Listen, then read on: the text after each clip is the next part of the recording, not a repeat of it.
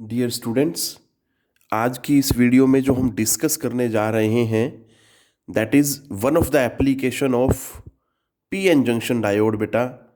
और वो क्या है? PN junction diode as a half wave rectifier. तो इसमें बेटा सबसे पहले हम पढ़ेंगे कि रेक्टिफायर क्या होता है, फिर हाफ वेव रेक्टिफायर का प्रिंसिपल पढ़ेंगे। Later on, we will be discussing circuit diagram and then working of half wave rectifier. Start करते हैं बेटा सबसे पहले रेक्टिफायर से कि रेक्टिफायर क्या होता है। बेटा जी सबसे पहले देखें रेक्टिफायर क्या होता है। It is a device which is used for converting alternating current और alternating voltage into direct current और डायरेक्ट वोल्टेज। सीधा सीधा अगर बोलें सिंपल भाषा में कि रेक्टिफायर जो होता है एक ऐसा डिवाइस होता है जो एसी को डीसी में कन्वर्ट करता है। बट बेटा यहाँ पे ध्यान देना है कि जो रेक्टिफायर होते हैं दो तरह के होते हैं, एक हाफ वेव रेक्टिफायर होता है और एक फुल वेव रेक्टिफायर होता है। इस वीडियो में हमने क्या पढ़ना है? That is half wave rectifier. ठीक है बेटा, तो हाफ वेव रेक्टिफायर का मतलब क्या है? सिंपली देखो, हाफ वेव रेक्टिफायर मतलब जो एसी की एक कंप्लीट वेव है उसकी हाफ वेव ही डीसी में कन्वर्ट हो पाती है। क्लियर है? मतलब out of complete one wave only half of the wave is being rectified, इसलिए उसको क्या बोला जाता है? हाफ वेव रेक्टिफायर बोला जाता है। हम देखेंगे जब मैं ग्राफ बनाऊंगा इनपुट और उसके कॉरस्पॉन्डिंग आउटपुट के लिए, तो आप आसानी से देख पाएंगे कि कैसे ऐसा हो पा रहा है बेटा। तो स्टार्ट करता हूं मैं इसके प्रिंसिपल से, इसके बाद क्या है। बेटा it's working is based on the fact that the resistance of a PN junction becomes low when forward biased and the same resistance becomes high when reverse biased। तो बेटा सिंपल सी बात ध्यान देनी है, जब फॉरवर्ड बायस्ड होता है PN junction तो रेजिस्टेंस लो होता है। रेजिस्टेंस लो होने का मतलब क्या है? करंट इजीली फ्लो होता है। और जब रिवर्स बायस होता है तो रेजिस्टेंस बहुत हाई हो जाता है, जिसकी वजह से करंट उसमें से फ्लो नहीं कर पाता। सिंपल भाषा में याद रखें तो फॉरवर्ड बायसिंग जब होगी तो करंट फ्लो करेगा और रिवर्स बायसिंग जब होगी तो करंट फ्लो नहीं करेगा। ठीक है बेटा, अब बात करते हैं हम सर्किट डायग्राम की। तो देखो बेटा सर्किट डायग्राम में क्या है, ये P1 P2 जो है बेटा प्राइमरी कॉइल है और S1 S2 क्या है? Secondary coil. ठीक है, और दूसरा जो चीज़ आप नोट करेंगे, प्राइमरी कॉइल में नंबर ऑफ टर्न्स जो है बहुत ज़्यादा है और सेकेंडरी कॉइल में नंबर ऑफ टर्न्स जो है कम है। तो जब भी कभी ऐसा हो, प्राइमरी कॉइल में नंबर ऑफ टर्न्स ज़्यादा हो और सेकेंडरी कॉइल में नंबर ऑफ टर्न्स कम हो, तो वो स्टेप डाउन ट्रांसफॉर्मर बनता है बेटा। ये चीज़ ध्यान देनी है, this is a step down transformer. अब जरा ध्यान से देखें, क्योंकि हम रेक्टिफायर पढ़ रहे हैं और रेक्टिफायर का काम क्या होता है? एसी को डीसी में बदलना। So this is source of alternating voltage बेटा। क्लियर है? ये इनपुट पे लगा हुआ है। तो अब मैं आगे समझाता हूँ, देखो जरा, आप देख भी सकते हैं, लिखा है मैंने, AC voltage to be rectified is connected to the primary coil P1 P2 of step down transformer and S1 S2 is the secondary coil of same transformer. मतलब ये पूरा इतना जो हिस्सा है डिस्क्राइब कर दिया मैंने यहाँ तक का।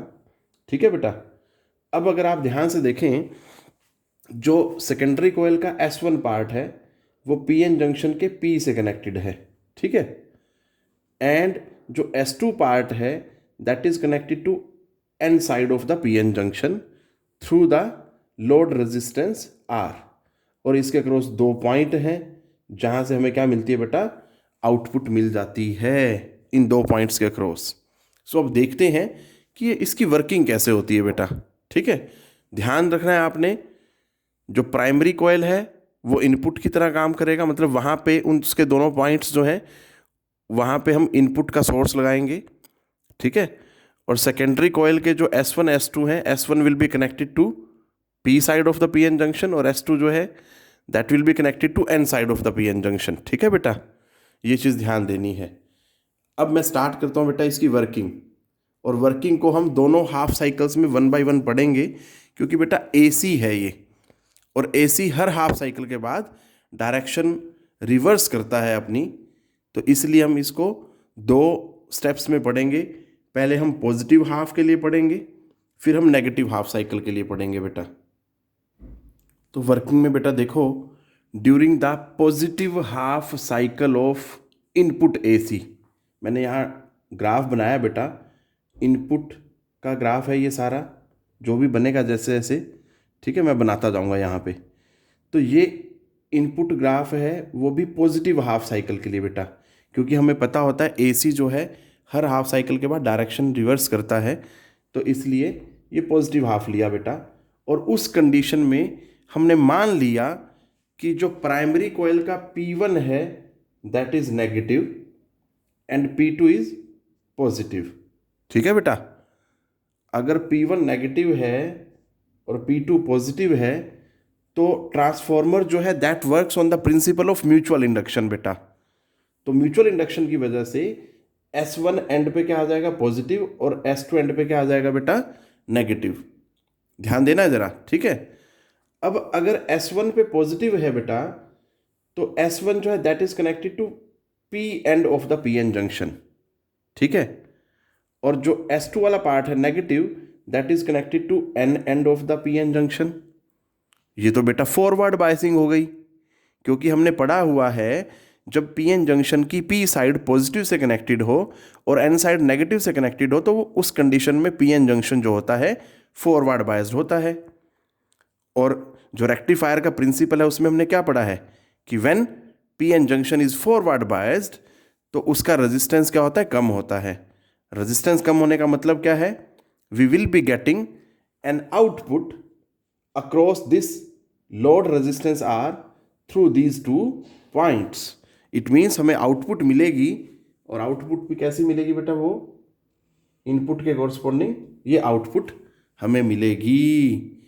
अब हमने बात करनी है पॉजिटिव हाफ के बाद जब नेगेटिव हाफ साइकिल होता है तब क्या होगा AC का, जब नेगेटिव हाफ होगा बेटा। अब बेटा देखो जरा, जैसे ही हाफ साइकिल कंप्लीट होता है ना बेटा, ये हाफ साइकिल यहाँ पे कंप्लीट हो गया, तो डायरेक्शन रिवर्सल हो जाता है बेटा, मतलब पोलैरिटी क्या हो जाएगी, रिवर्स हो जाएगी। पोलैरिटी रिवर्स होने का मतलब क्या है, P1 जो है पॉजिटिव हो जाएगा और P2 जो है वो क्या हो जाएगा बेटा, नेगेटिव। अब हमें पता है ट्रांसफॉर्मर म्यूचुअल इंडक्शन पे काम करता है बेटा, तो अगर प्रिंसिपल ऑफ म्यूचुअल इंडक्शन लगेगा, उसकी वजह से जो P1 है उसके सामने जो S1 एंड है वो क्या हो जाएगा बेटा, नेगेटिव, और P2 के सामने जो S2 है वो क्या हो जाएगा बेटा, पॉजिटिव।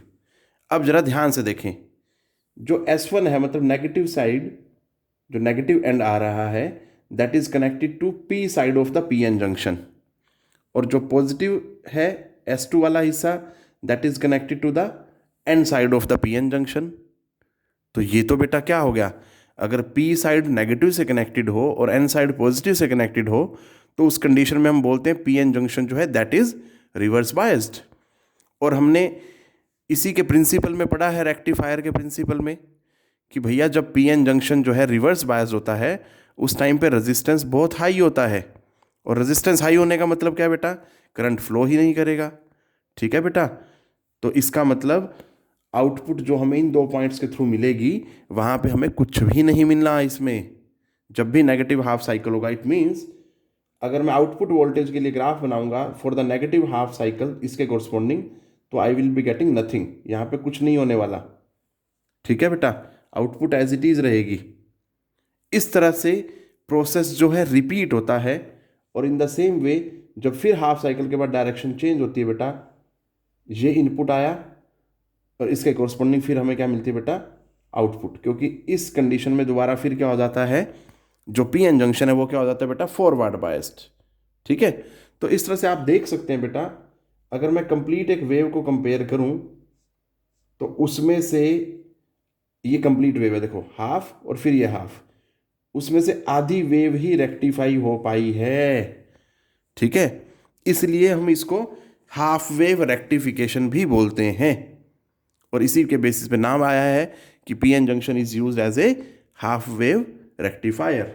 ये चीज़ आपने ध्यान देनी है बेटा।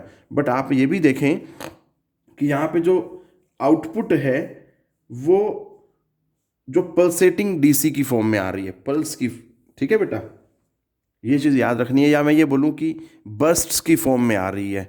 जैसे देखो ये इनपुट है, उसके कोरस्पॉन्डिंग आउटपुट मिल रही है, फिर इनपुट है बट उसके कोरस्पॉन्डिंग आउटपुट नहीं मिल रही है हमें, ठीक है बेटा। ये चीज़ ध्यान देनी है। इसको जो है हाफ वेव रेक्टिफायर की अगर हम एफिशिएंसी की बात करें बेटा, तो वो भी लो रहती है, ठीक है। तो ये कुछ चीज़ें हैं जो हमें ध्यान देनी है बेटा regarding the half wave rectifier. तो that is all which I wanted to discuss in this video बेटा। ध्यान से पढ़ें, take care of your self.